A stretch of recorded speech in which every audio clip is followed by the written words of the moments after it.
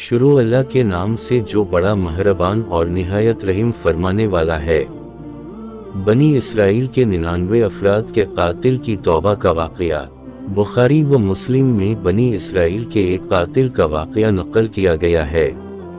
حضور اکرم صلی اللہ علیہ وسلم نے اللہ کے ہاں توبہ کی قبولیت سے متعلق صحابہ کرام کے سامنے بنی اسرائیل کے ایک قاتل کا نہایت خوبصورت اور ایمان افروز واقعہ بیان فرمایا کہ بنی اسرائیل میں ایک شخص چوری، ڈکیتی اور قتل میں بہت مشہور تھا اور نہایت معمولی سی بات پر قتل کر دیتا تھا۔ ہوتے ہوتے اس کے ہاتھ سے 99 افراد کا قتل ہو چکا۔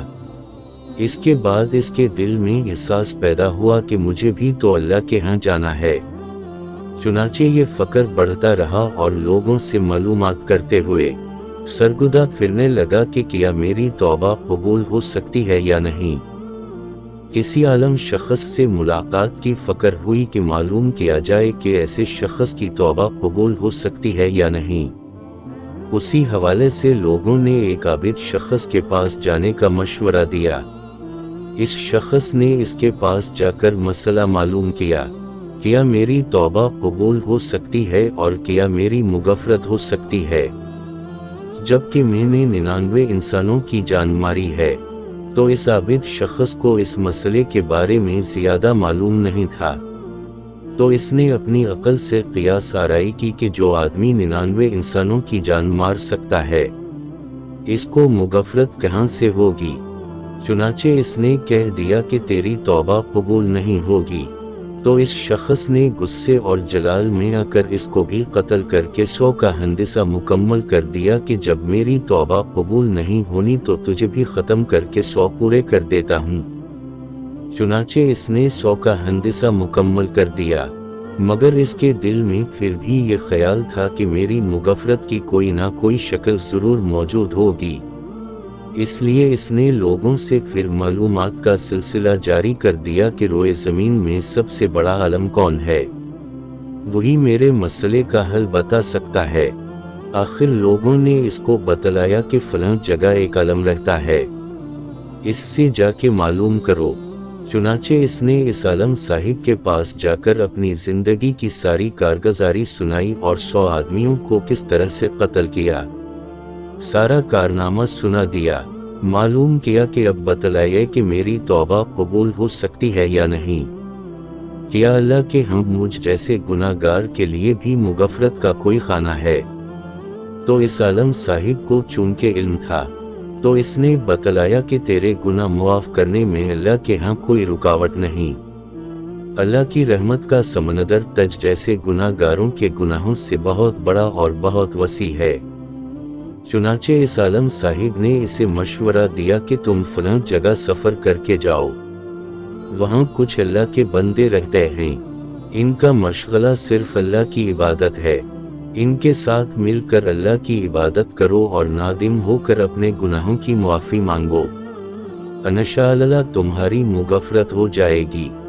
جب اس شخص نے آدھا راستہ طے کر لیا تو ملک لموت آ گئے۔ اب اس کی روح لے جانے کا مسئلہ کھڑا ہوا۔ آسمانوں سے رحمت کے فرشتے بھی آئے اور عذاب کے بھی۔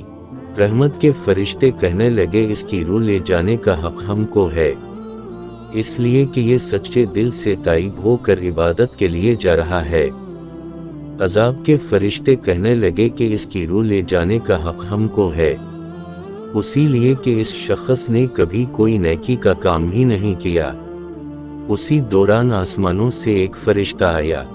بعض روایات سے معلوم ہوتا ہے کہ یہ آنے والا فرشتہ حضرت جبرائیل امین تھے۔ چنانچہ اس فرشتے نے تشریف لا کر ان دونوں طرح کے فرشتوں کے درمیان یہ فیصلہ کیا کہ دونوں طرف کی مسافت ناپ کر کے دیکھ لو، جہاں سے آ رہا ہے اس کی مسافت قریب ہے یا جہاں جا رہا ہے وہاں کی مسافت، لہذا جہاں کی مسافت قریب ہو اس شخص کو وہاں والوں میں شمار کر دیا جائے۔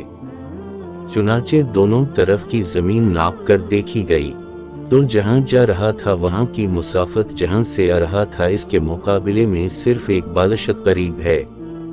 چنانچہ فیصلہ ہوا کہ مقامی مسیحت سے مقام عبادت صرف ایک بالشت قریب ہے۔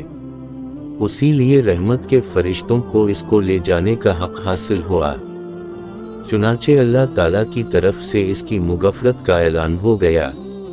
एक रिवायत में आता है कि क़तादा रज़ी अल्लाह ताला अन्हु फरमाते हैं कि हुस्न रज़ी अल्लाह ताला अन्हु ने फरमाया कि हमसे ये ज़िक्र किया गया है कि इस शख्स के पास जब मुल्क लमूत आया तो वो शख्स सीने के बल इस सरजमीन की तरफ घसीटता चला गया। हदीस क़दसी में आता है कि मैं अपने बंदे के साथ इसके गुमान के मुताबिक होता हूँ और वो जहाँ भी याद करे मैं इसके साथ हूँ। बाखुदा अल्लाह ताला अपने बंदे की तौबा से इससे ज़्यादा खुश होता है जितनी खुशी तुम में से किसी ऐसे शख्स को होती है जिसका जानवर बियाबान में गम होकर फिर इसे मिल जाए। और जो शख्स एक बालशत मेरी तरफ आता है मैं एक हाथ इसके करीब हो जाता हूँ और जो शख्स एक हाथ मेरे करीब आता है मैं इसके एक बा यानी फैलाए हुए दोनों हाथों के दरमियान की मुसाफत के करीब जाता हूँ। और जब वो मेरी तरफ चल कर आता है तो मैं इसकी तरफ दौड़ कर आता हूँ। हासिल इंसान जब भी सच्चे दिल के साथ तौबा करेगा तो अल्लाह ताला ज़रूर कबूल फरमाएगा। इंशाअल्लाह ये वाक़या खुसूस इन हज़रात के लिए हौसला अफजाई और मुआवनत का सबब है जो कि बड़े बड़े गुनाह करके अब मायूसी की ज़िंदगी गुजार रहे हैं, क्योंकि शैतान इन्हें मायूस करता है। बहरहाल गुनाहगार को शैतान की बातों में आकर मायूस नहीं होना चाहिए, बल्कि अल्लाह की रहमत से अच्छी उम्मीद रखकर सच्ची तौबा के ज़रिए अपने आप को पाक व साफ कर लेना चाहिए। अल्लाह ताला हम सबको अमल करने की तौफीक अता फरमाए। आमीन। मिलते हैं अगली वीडियो में, तब तक के लिए अल्लाह हाफिज।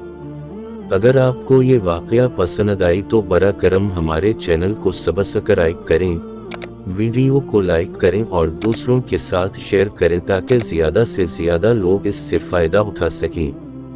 अगली वीडियो तक अल्लाह हाफिज।